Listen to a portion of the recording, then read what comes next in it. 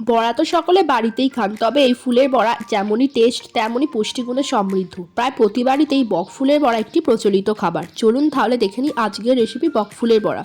প্রথমেই ফুলগুলোকে ধুয়ে নিয়ে ফুলের ভিতরে থাকা পরাগরেণু বের করে নিতে হবে। তারপর একটি পাত্রে বেসন, চালের গুঁড়ো, লঙ্কা গুঁড়ো, হলুদ গুঁড়ো, জিরে গুঁড়ো, পরিমাণ মতো নুন, কালো জিরে, বেকিং পাউডার এবং সবশেষে জল একটা থকথকে ব্যাটার বানিয়ে নিতে হবে। আর এখন লক্ষ্য রাখতে হবে যাতে এই ব্যাটারটা একদম পাতলা না ঘন হয়ে যায়। তারপর গ্যাসের আঁচে একটা কড়া বসিয়ে তাতে তেল দিয়ে দিতে হবে। তেল ভালো মতন গরম হয়ে গেলে ওই ফুলগুলো বেসনের ব্যাটারের মধ্যে ডুবিয়ে তেলের মধ্যে ছেড়ে দিতে হবে। এক পিঠ ভাজা হয়ে গেলে আর এক পিঠ খুব ভালোভাবে মচমচে করে ভেজে নিতে হবে।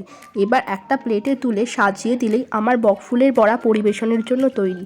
বকফুলের মধ্যে আছে protein, fibre, calorie, vitamin C, যা শরীরবৃত্তীয় নানা কাজে সাহায্য করে। তাই আপনাদেরকে বলবো এই বকফুলের বড়া রেসিপিটি আপনারা একবার হলে বাড়িতে ট্রাই করুন। ভিডিওটা ভালো লাগলে সাবস্ক্রাইব